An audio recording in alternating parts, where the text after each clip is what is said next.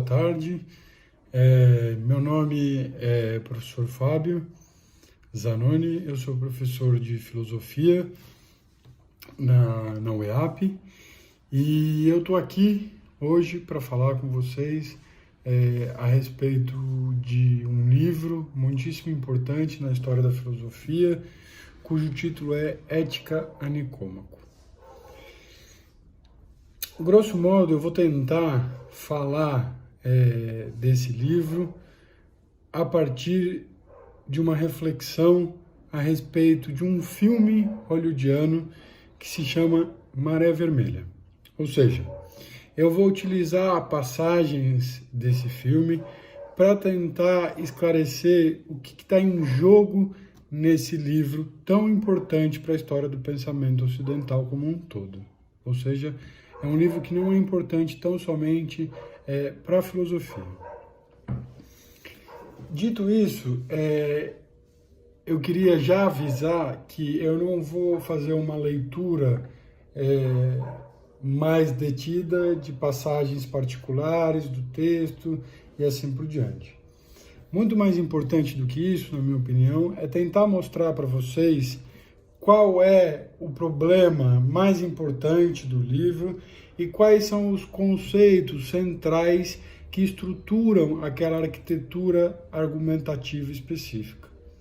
Desse modo, na minha opinião, vocês vão poder, depois de maneira mais autônoma, navegar pelo texto, compreendendo o motivo pelo qual este livro é tão tesão, é tão bacana, é tão impressionante e como ele até hoje toca, em problemas absolutamente contemporâneos, certo?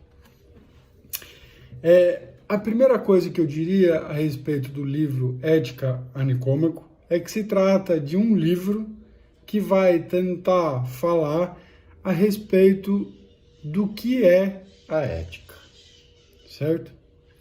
O problema para a gente tentar compreender o que está lá em jogo é que a palavra ética ela tem uma história muito longa, o que significa que essa palavrinha circulou por uma série de campos e uma série de práticas que foram sucessivamente imputando diferentes sentidos a essa palavra. Ou seja, o que é tão difícil a gente pensar a respeito da noção de ética neste livro do Aristóteles é que a nossa cognição ela é muito colonizada pela leitura que a Igreja Católica vai fazer a respeito da ética posteriormente. Ou seja, quando a gente escuta a palavrinha ética, o que a gente tende a entender? A gente tende a pensar, sobretudo, num homem, no sentido aqui não de gênero, né, universalmente falando, num homem que possui um comportamento adequado às leis, aos costumes e assim por diante. Ou seja, o homem ético na nossa tradição católica é aquele homem respeitador de uma série de códigos sociais que são formulados e prescritos pelas instituições. Sem desconsiderar a importância dessa noção de ética, que, claro, aqui eu estou definindo de maneira quase que rasteira, essa definição de ética não vale, sob hipótese nenhuma, para o mundo grego. E por que não? Porque quando o Aristóteles, no livro Ética a Nicômaco, fala a respeito de ética, ele está falando a respeito de algo muito específico. Ele está falando, sobretudo, a respeito da tentativa de compreender qual é a forma de poder que o sujeito exerce sobre si e sobre os outros. Falar de ética é, portanto, falar a respeito de poder, certo? Dito isso, já dá para a gente perceber que a palavra ética nada tem a ver com essa noção de ética dominical que circulam nos dias de hoje. Porque essa ética dominical, ela supõe que eu sou ético quando eu vou à missa no domingo, eu sou ético quando eu dou esmola para um pobre, eu sou ético, enfim, quando eu levo a cabo um certo número de atitudes que são vistas socialmente como boazinhas, por assim dizer, para facilitar um pouco a conversa. Não é isso que está em jogo lá no livro. O que está em jogo, justamente, é mostrar que o homem ético é um homem virtuoso, ou seja, é um homem capaz de exercer poder sobre si. Mas para entender isso, é preciso que a gente veja, antes de mais nada, que o homem virtuoso, que é esse homem que exerce poder sobre si, ele sempre exerce poder sobre duas coisas: sobre as forças exteriores que tentam governá-lo e sobre as forças interiores. Daí a importância de tentar estabelecer esse diálogo com o filme Maré Vermelha. Se vocês forem lá dar uma espiada no filme, o filme de A a Z, do início ao fim, gira em torno de uma tripulação, e essa ideia de tripulação é muito importante. Eu vou até anotar aqui para voltar a falar disso com vocês. Essa tripulação, ela comanda um navio de guerra responsável por carregar bombas atômicas, certo? E, a partir de um determinado momento, desponta um conflito entre o Gene Hackman, que é o capitão, e aquele que está imediatamente subordinado a ele, que é o, por assim dizer, o vice-capitão, que é o Denzel Washington. E essa briga entre os dois faz com que um motim seja criado no interior de um navio carregado de ogivas nucleares, certo? Então percebam, o que está em jogo nesse filme, que é muito incrível, mas ele aparentemente é só um filme sobre aventura, é mostrar que o problema da ética é indissociável do problema da virtude, entendida aqui como a capacidade que o sujeito tem de levar a cabo essa luta contra duas forças, uma interna e uma externa. Ou seja, tudo se passa como se eu, Fábio, fosse uma espécie de submarino que tem que a todo momento pelejar, lutar, guerrear contra essas forças externas que tentam me abater, ou seja, outros submarinos, ventos, correntezas e assim por diante, e ao mesmo tempo tenho que lutar para estabelecer um certo governo contra as forças internas. Ou seja, eu preciso ser capaz de montar uma hierarquia dos meus afetos que seja, por assim dizer, resultado do poder que eu exerço sobre mim, certo? Via de regra, a gente tende a reconhecer com mais facilidade a luta contra as forças exteriores. E mais precisamente contra um modo dessas forças exteriores, contra uma modalidade, que é geralmente o inimigo que vem me atacar. Ou seja, uma pessoa que não gosta de mim, que me xinga e que eu tenho que, enfim, reagir, um cachorro bravo na rua, um vendaval que aparece quando eu estou indo à padaria comprar pão e assim por diante. Ou seja, para que eu seja virtuoso e forte, eu preciso lutar contra essas forças e eu preciso sobrepujá-las, certo?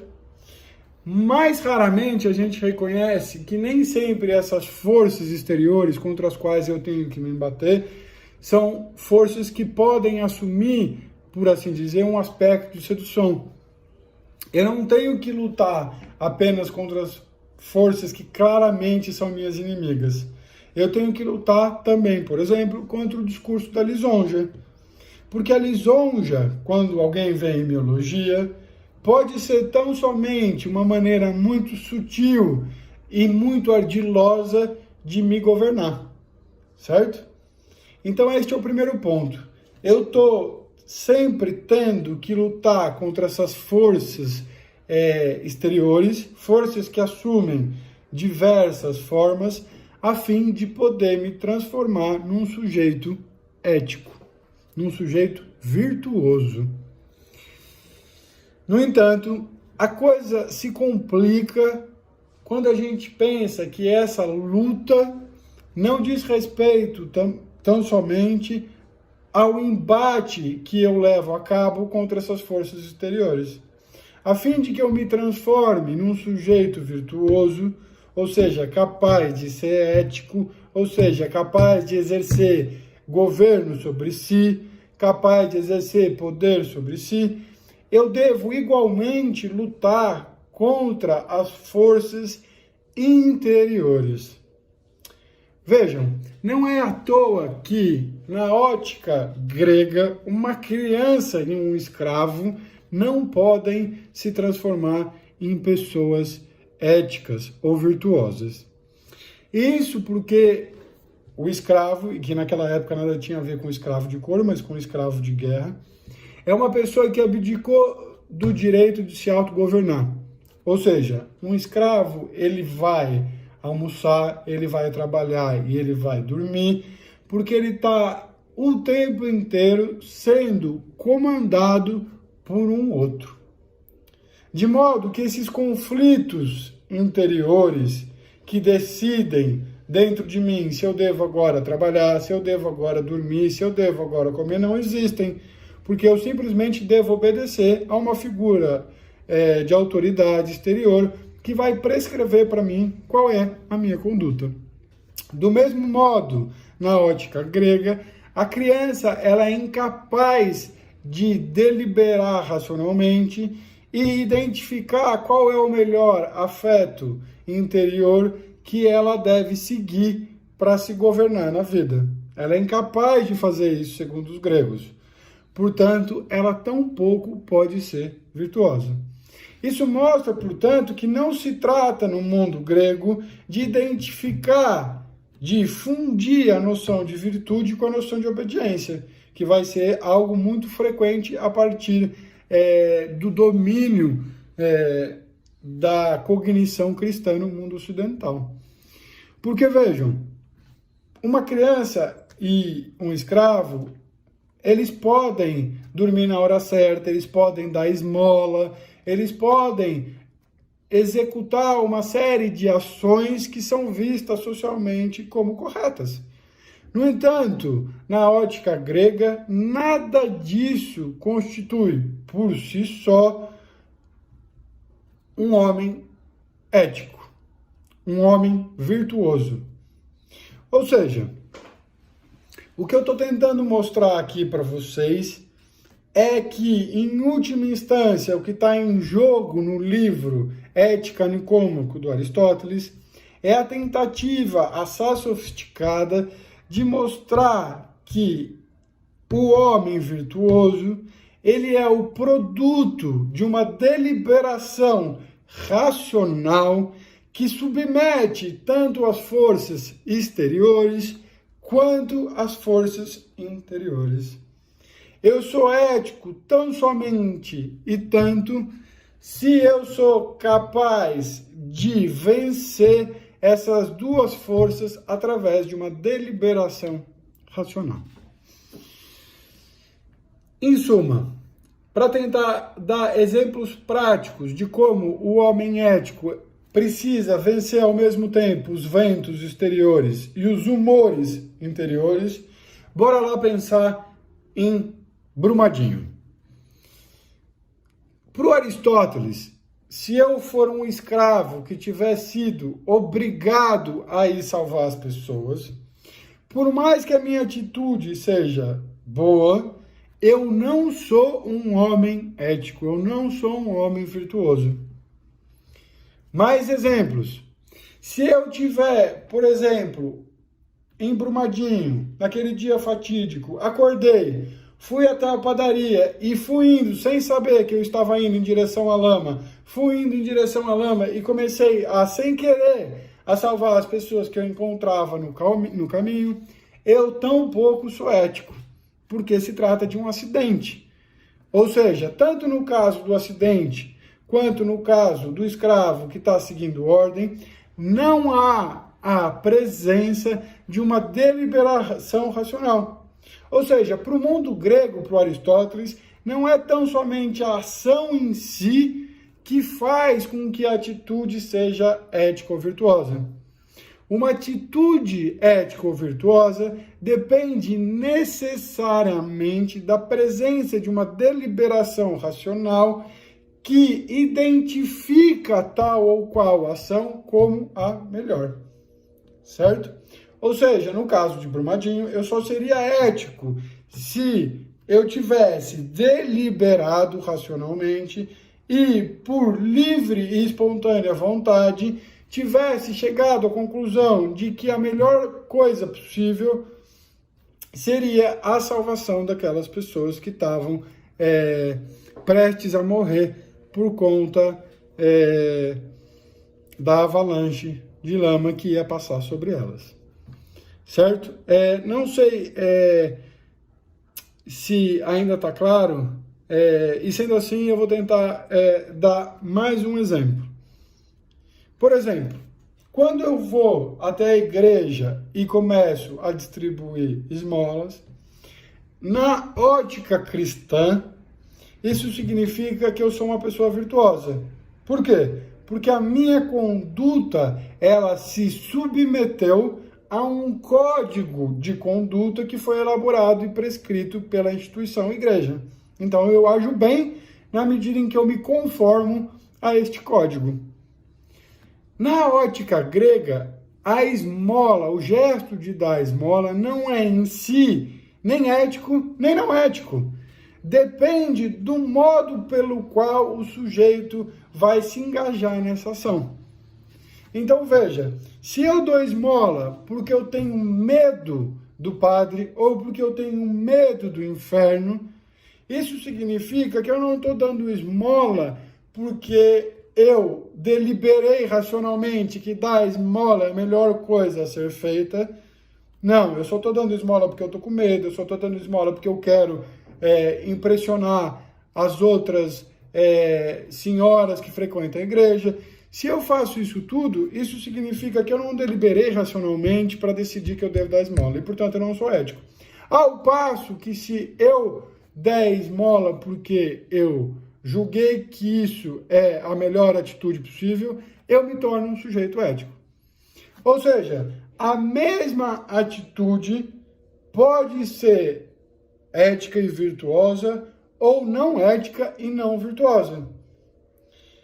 Na minha opinião, isso é bastante complexo para a gente entender, porque como eu já vinquei no início da nossa conversa, a gente tende a imaginar que o sujeito ético é um sujeito que age de uma determinada maneira, que é um sujeito que adota tal ou qual conduta. Pois bem, o que eu estou tentando sublinhar aqui para vocês é que não se trata disso no livro Ética Nicômaco. O que está lá sendo desenhado é uma forma de problematização a respeito da ética que é muito mais complexa e, portanto, muito mais interessante. E vejam, todo o filme Maré Vermelha gira em torno do problema da hierarquia interna daquele submarino que, como eu disse, somos nós. Ou seja, para que eu seja ético, é preciso que eu saiba me governar. Não é à toa, e aí eu não vou falar sobre isso hoje, que o Foucault vai retomar isso quando ele fala a respeito do governo de si e do governo dos outros. Para que eu governe o outro, é preciso que eu antes saiba me governar. E para que eu saiba me governar, isso significa que eu preciso saber, antes de mais nada, qual é a melhor hierarquia que eu vou fixar entre os meus humores, entre os meus afetos e assim por diante, certo? Porque vejam, eu sou o tempo inteiro um submarino, eu estou aqui navegando nesse mundo, eu tenho que enfrentar, como eu já vinquei, as forças exteriores que vão aparecendo, mas também tenho que sempre governar as forças interiores que estão em luta. Não fosse assim, eu não conseguiria me transformar num sujeito ético. Bora lá passar mais uma vez para exemplos práticos. Se eu sou um submarino médico que está te atendendo, eu sou um submarino que tem lá um capitão, que é o meu eu médico, que está dominando todos os outros humores. Ou seja, eu posso estar falando com você, paciente, e ao mesmo tempo ter um outro tripulantezinho dentro de mim que está dizendo: ah, eu quero dormir. Ah, eu quero parar de ouvir esse paciente e quero ir almoçar porque eu estou com fome. Ah, eu estou com vontade de ir no banheiro. Então esse tripulantezinho está com vontade de ir no banheiro, toma a dianteira, eu paro de falar com você, paciente, na hora e começo a fazer xixi. Ou, pior ainda, não chego nem no banheiro, abro o zíper e começo a mijar na sala onde eu estou atendendo você e meus outros pacientes. Veja, isso é impensável, mas para um adulto que sabe governar e que teve que ser socializado, uma criança mija onde ela estiver. Ou seja, ela justamente é incapaz de fixar uma hierarquia interna capaz de governar aquela multidão de forças, de tripulantes que estão em conflitos. Não é à toa que existe uma passagem na Bíblia muito interessante, que é quando a figura de Jesus encontra o diabo, e ele começa a perguntar, Jesus começa a perguntar para o diabo: quem é você, quem é você, quem é você? E o diabo uma hora responde: meu nome é multidão. E, na verdade, um grande escritor português, vivo, cujo nome é Lambo Tunes, lançou há poucos anos atrás um livro maravilhoso, cujo título é Meu Nome é Legião. O que está em jogo nessa ideia grega, que até hoje persiste, que a gente encontra depois na Bíblia, que a gente encontra no Lambo Tunes, que a gente encontra na nossa cabeça, mesmo que a gente não tenha muita consciência disso, é justamente o problema da hierarquização desses afetos internos, dessas forças internas, desses tripulantes internos.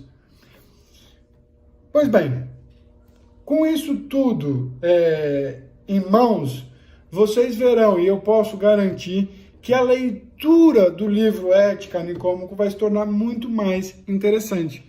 Porque quando vocês encontrarem, a partir de agora, essas palavras, virtude, ética e assim por diante, vocês vão ter uma noção mais clara a respeito do papel que elas desempenham no interior dessa arquitetura argumentativa específica.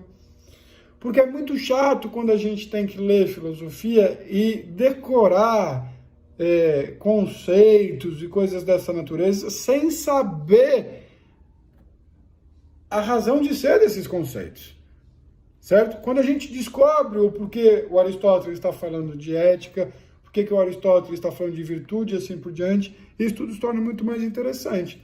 Por exemplo, vocês vão encontrar também no livro Ética Nicômaco a palavra caráter. Essa palavra desempenha no interior do livro um papel muito importante, porque vejam, muito por conta dessa ética dominical que dominou o nosso regime cognitivo, a gente tende a imaginar, como eu já sublinhei com vocês, que a ética é uma ação bacaninha que a gente faz de tempos em tempos.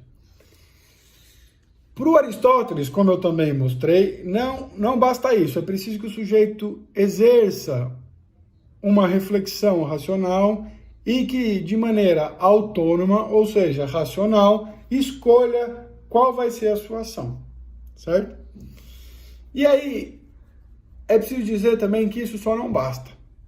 Se um dia eu acordar em Brumadinho, como eu dei o exemplo de Brumadinho, vou seguir nele, e decidir que, racionalmente, a melhor escolha é salvar aquelas pessoas, aquela ação pontual, ainda que seja fruto de uma deliberação racional, não é suficiente para me definir como um sujeito ético. E por que não?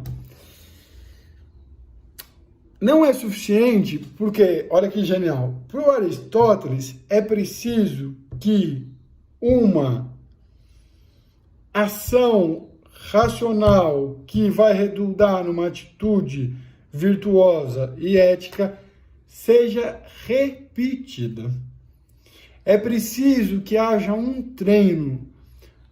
Ou seja, se eu quiser ser ético salvando alguém, é preciso que eu delibere racionalmente muitas vezes e que faça esse mesmo gesto muitas vezes. Até o ponto de que eu me torne alguém que tenha este caráter. Essa é uma outra palavrinha que está presente nessas reflexões aristotélicas. Novamente, a gente tende a ler a noção de caráter como uma coisa bonitinha, ele é uma pessoa honesta e assim por diante. Sem desprezar a importância ética dessas coisas, o ponto todo que vocês devem perceber é que caráter ali no livro nada tem a ver com essa ideia que a gente tem a respeito dessa noção. Caráter, portanto, é o resultado desse treino ininterrupto em torno de uma deliberação racional que sempre vai me levar a executar a mesma ação. E aí essa palavra sempre é importante, porque o homem que tem caráter, na ótica aristotélica, é o homem que conseguiu adquirir uma espécie de motor próprio. Ou seja, ele não depende nem dos humores internos, que, como a gente sabe, oscilam muitíssimo, e nem do acaso das forças externas, que, como é evidente, a gente não governa. Eu não tenho como prever e governar inteiramente a conduta do outro. E tampouco consigo prever os afetos internamente, como é que eles vão estar. Às vezes eu estou com vontade de dar aula, às vezes eu não estou com vontade de dar aula. Às vezes eu gosto muito de orientar uma pesquisa de mestrado, às vezes eu quero matar o meu orientando. E, no entanto, eu tenho sempre que orientar essa pesquisa da melhor maneira possível. Ou seja, eu tenho que tentar formar em mim um caráter de professor. Ou seja, eu preciso exercitar essa repetição, de modo que eu ganhe autonomia, é isso que está em jogo também na noção de autonomia, em relação a essas duas forças, as forças internas e as forças externas.